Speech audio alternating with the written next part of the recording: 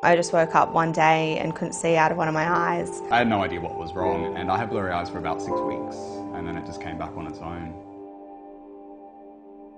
It started off with numbness up my whole left leg. I lost some balance. I'd been having a lot of fatigue and I had a loss of feeling in my limbs. I woke up literally one morning, I walked into the kitchen and I couldn't see.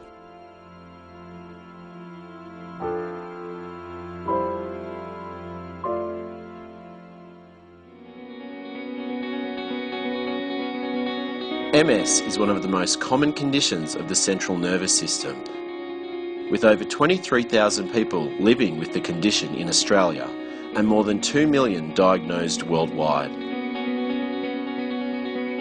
Multiple sclerosis is a condition of the central nervous system, interfering with nerve impulses within the brain, spinal cord and optic nerves. It is characterised by sclerosis, a Greek word meaning scars. These scars occur in the central nervous system and, depending on where they develop, manifest into various symptoms.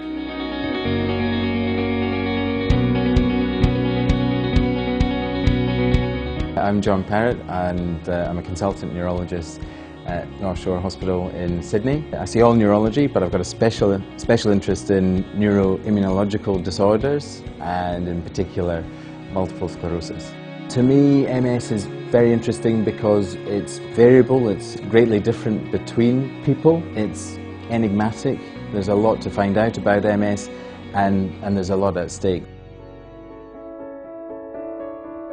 My name's Kat Phillips.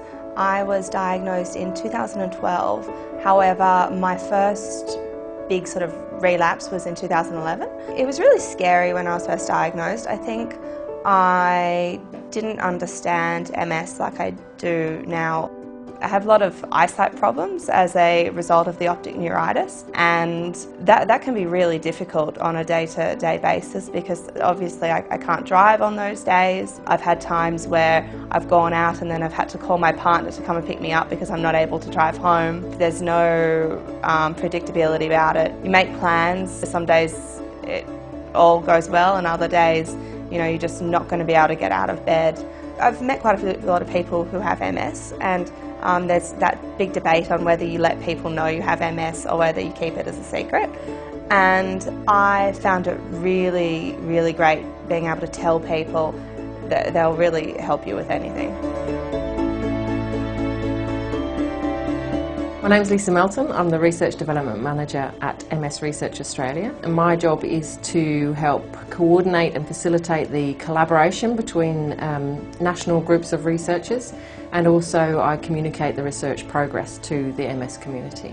Over the last year there's been quite a few really exciting highlights. We started the year really with the latest discovery of the genetics of MS, so we've added now another 50 genes to a total of 110 genes that contribute to a person's risk or susceptibility to develop MS. The majority of them are involved in the immune system, so it really helps us to home in on the precise mechanisms of the disease. We need to understand more about those genes first, but it will really help us to develop new medications that target MS at its root cause. We're getting really excited about our research. It's been brewing, if you like, for about 5 years. Our concept, our idea is obviously to try to find the cause of MS. We think that means finding the target of the immune system in MS, and we've had a program running for the past 5 years to do that in different people. We've got quite a large number of leads, so we've found immune proteins in the blood of some people with MS that we think could be relevant to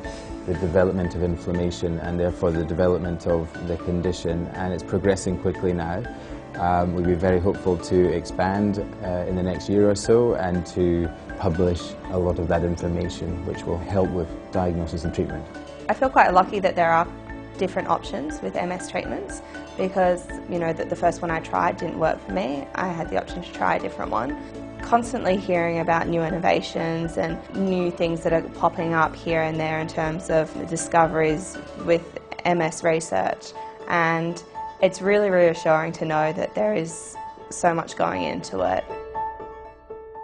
One of the things that the Trish Foundation have really supported right from the beginning is the vitamin D MS prevention trial, so looking at whether oral vitamin D supplementation can prevent a second relapse in someone who has had a first episode that might suggest they have MS, so people at really high risk of getting MS. This trial is now recruiting. It's going to be recruiting over the next 2 years, and we'll have an answer in 2017. So the Trish Foundation have contributed enormously to MS research in Australia over a long period of time. Not only have they funded big studies, but they've also funded research from the grassroots upwards. So they've got in at the ground floor, if you like, and they've funded some startup projects and some startup scientists or clinicians, which is incredibly important because these are people who may not necessarily get the opportunity to apply for funds from elsewhere. And of course, many of them are up and flying now and highly successful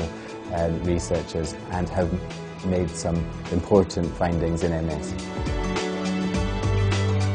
If we could find a cure for MS, it would be amazing, it would be wonderful.